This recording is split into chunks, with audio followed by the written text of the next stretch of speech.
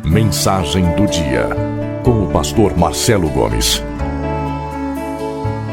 Mateus, capítulo 11, os versos 16 a 19. Mas a quem hei de comparar esta geração? É semelhante a meninos que, sentados nas praças, gritam aos companheiros: Nós vos tocamos flauta e não dançastes, entoamos lamentações e não pranteastes. Pois veio João, que não comia nem bebia, e diziam: Tem demônio.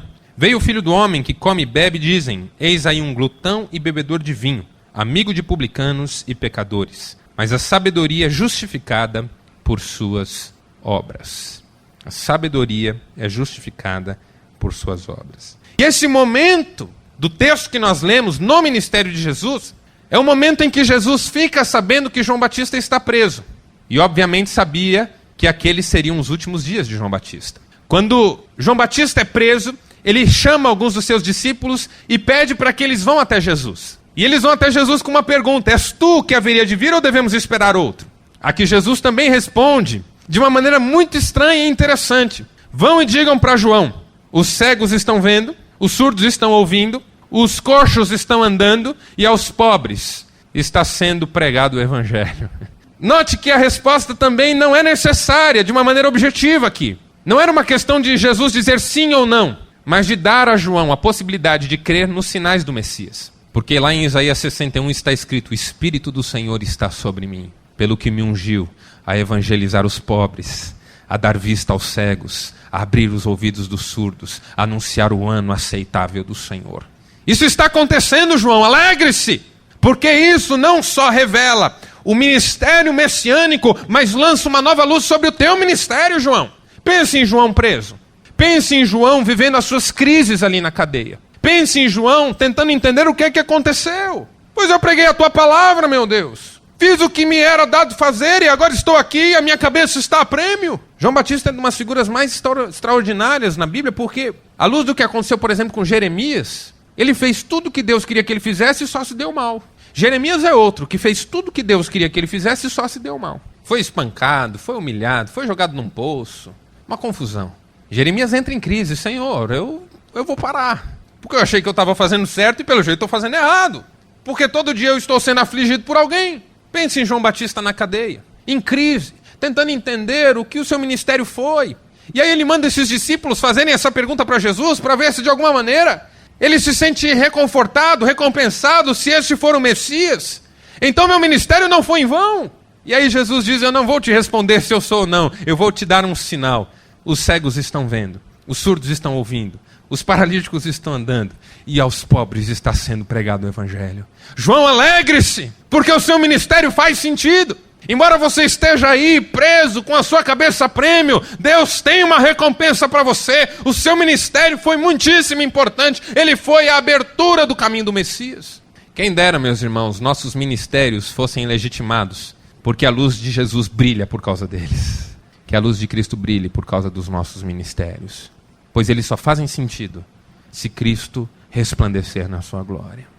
Ministérios podem crescer muito e não glorificar a Cristo.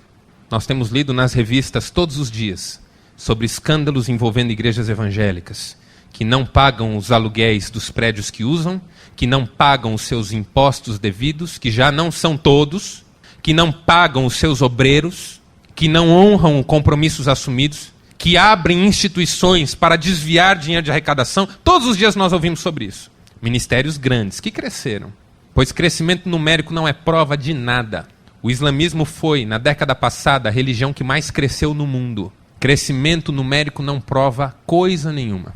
Mas os nossos ministérios são legitimados quando a luz de Cristo brilha através deles. João, alegre-se, pois o seu ministério abriu o caminho do Messias. O seu ministério abriu o caminho do Senhor. O seu ministério agora legitima o meu. Está Jesus dizendo isso para ele. E você pode morrer em paz até, porque cumpriu a sua missão. Então esse é o contexto que nós temos aqui. Só que para o povo isso tudo ainda está muito escondido. Para o povo em geral isso não está tão claro. Até para nós hoje isso não é tão claro. A gente lê a Bíblia e nem sempre entende tudo isso. É difícil. Nós estamos vivendo um clímax na história aqui, nesse texto. Nós estamos vivendo uma passagem, uma transição.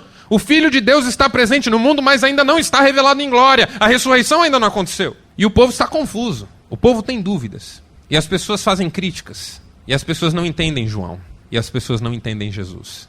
E aí Jesus começa a falar um pouco sobre João. Quem vocês achavam que ele era? Apenas um caniço que é lançado de um lado para o outro por qualquer vento? João não era um homem que nadava conforme a maré. Vocês esperavam ver um homem nobre vestido de roupas finas? Esses nobres não estão na rua, eles estão nos palácios. Na rua só tem gente com cheiro de gente. Gente que não tem vergonha de ser tocada, de ser abraçada, de ser cheirada.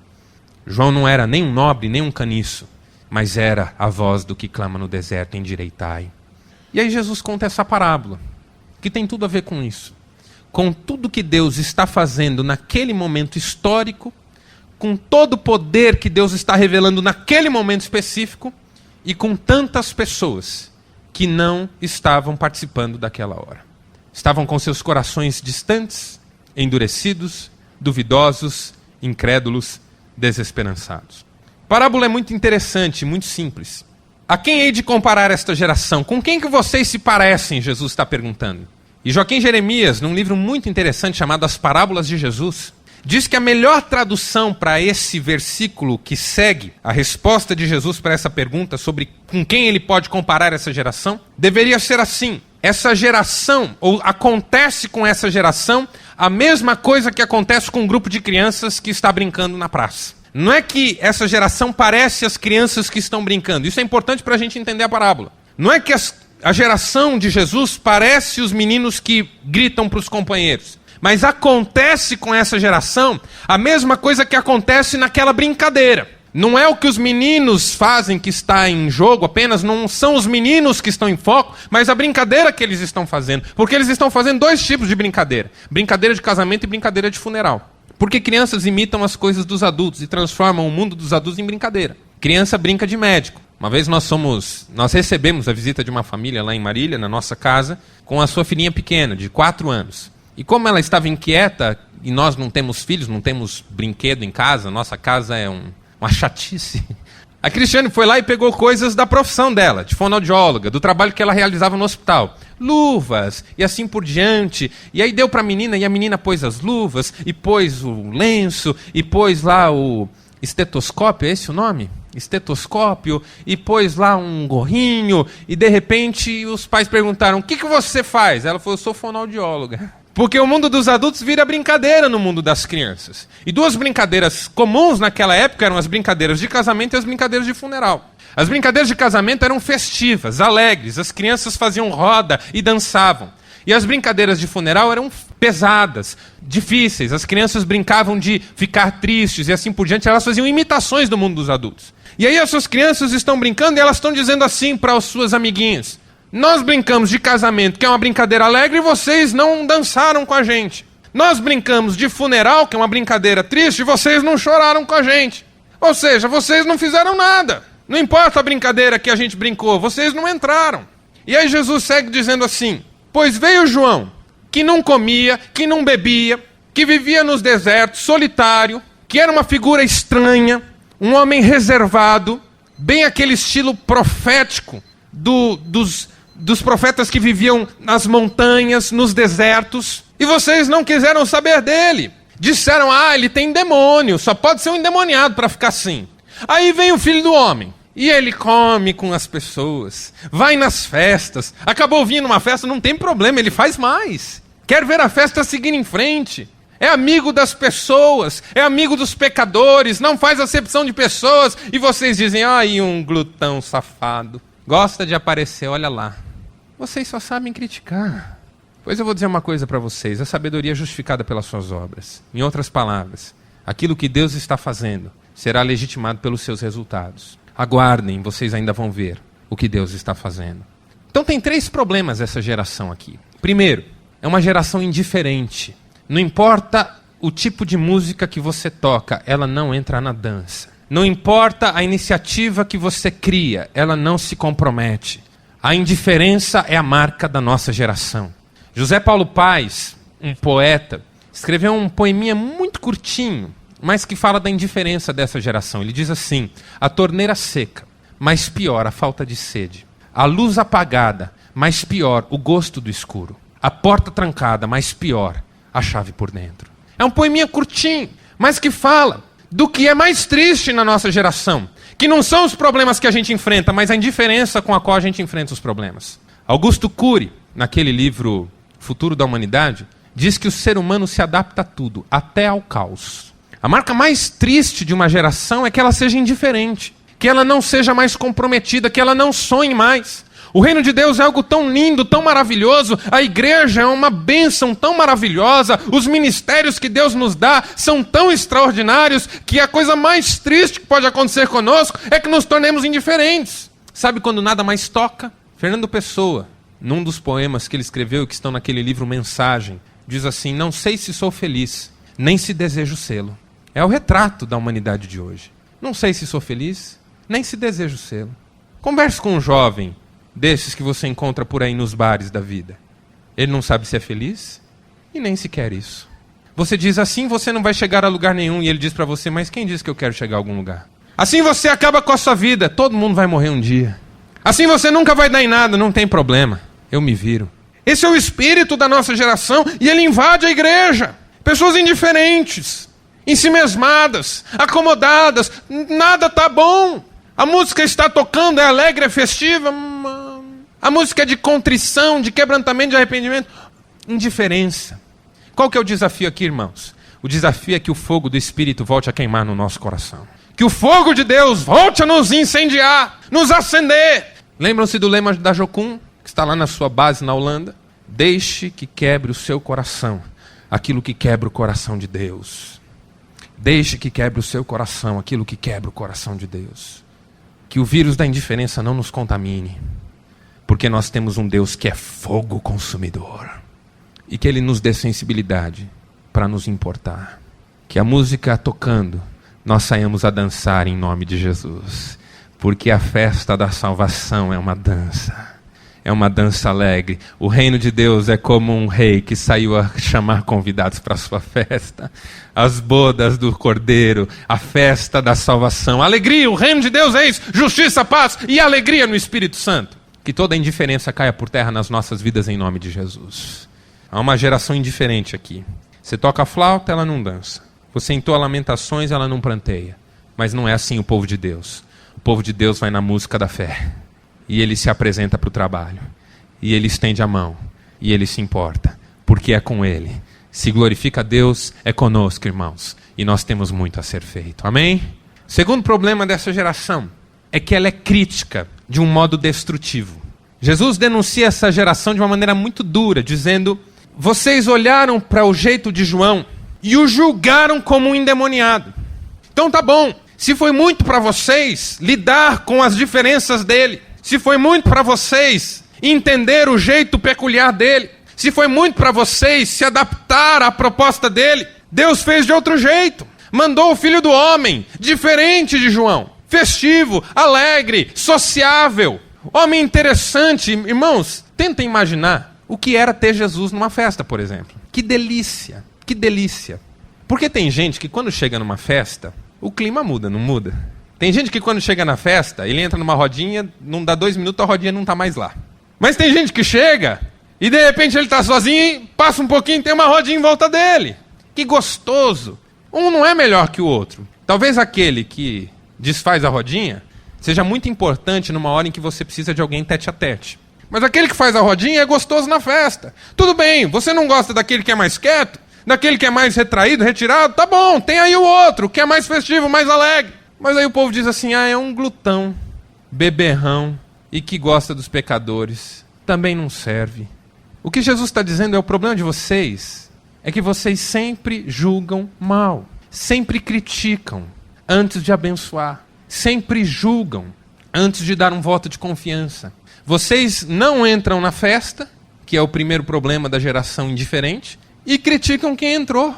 Não ajudam em nada e atrapalham quem está tentando ajudar.